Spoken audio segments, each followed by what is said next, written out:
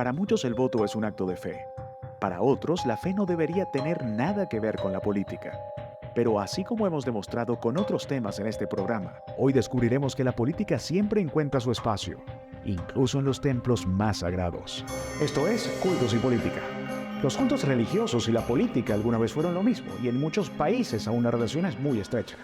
Mientras que en países como México, la separación entre la política y la religión es estricta.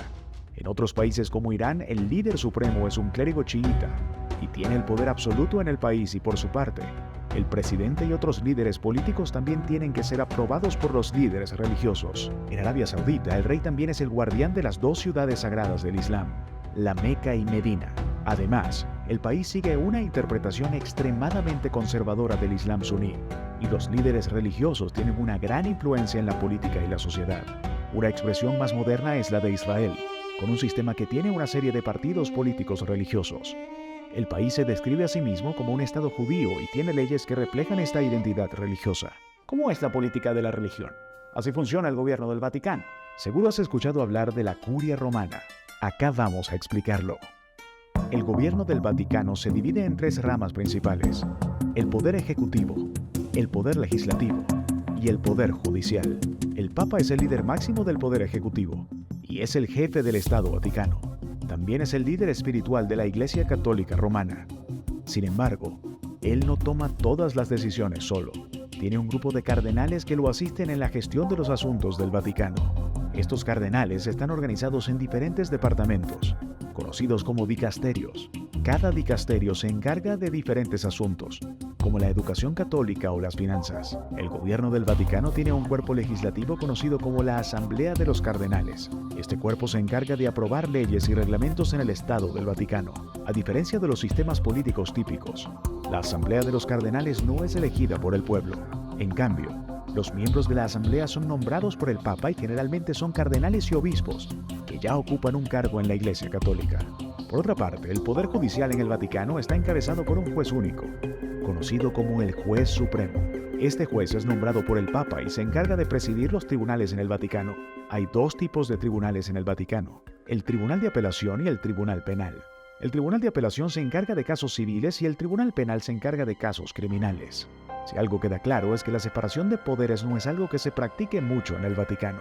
La masonería ha sido protagonista de diversos episodios políticos. Uno de los momentos más conocidos en los que la masonería intervino en la política fue durante la Revolución Francesa. Muchos de los líderes de la Revolución Francesa eran masones, incluido el famoso Marqués de Lafayette. La masonería ayudó a difundir las ideas de la Ilustración, que defendían la razón y la libertad. La masonería también tuvo un papel importante durante la Guerra de Independencia de Estados Unidos. Muchos de los líderes de la Guerra de Independencia eran masones, incluido George Washington. También se ha acusado a la masonería de intervenir en la política de varios países de América Latina. Por ejemplo, en la década de 1920, la masonería era muy influyente en México. El presidente mexicano Álvaro Obregón era masón, y muchos de sus asesores y miembros de su gabinete también lo eran. Durante el régimen nazi en Alemania, el ocultismo se convirtió en una corriente de pensamiento popular entre algunos líderes del partido nazi, especialmente en las filas más altas. El ocultismo se refiere a la creencia en la existencia de conocimientos y prácticas secretas que permiten alcanzar poderes sobrenaturales o divinos. Los líderes nazis, especialmente Heinrich Himmler, estaban interesados en el ocultismo y creían en la existencia de una religión aria que supuestamente había sido practicada por los antepasados de los alemanes. Himmler creó una división dentro de la SS, llamada la Ahnenerbe, que se dedicaba a investigar y explorar las raíces históricas y espirituales de los alemanes. La Ahnenerbe organizó expediciones arqueológicas y antropológicas para buscar pruebas de la existencia de la religión aria. También se interesó por el esoterismo y la astrología, y creían que la ciencia y la magia podían ser combinadas para lograr avances tecnológicos y militares. El ocultismo también se utilizó como una herramienta de propaganda nazi. Los líderes nazis creían que la ideología nazi era más que un simple sistema político, sino que se trataba de una verdadera religión, que ofrecía una visión única y superior del mundo. Los líderes nazis utilizaron símbolos y rituales ocultos para dar a la ideología nazi un aura de misterio y misticismo, y para atraer a aquellos que buscaban una conexión espiritual más profunda. Está claro que los cultos han sido un instrumento para acceder al poder, pero no es cosa del pasado.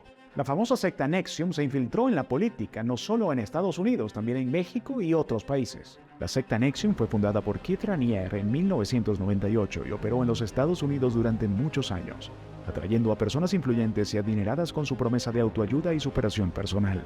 Sin embargo, lo que comenzó como una organización de autoayuda pronto se convirtió en una secta que utilizaba tácticas de control mental para mantener a sus seguidores bajo su influencia.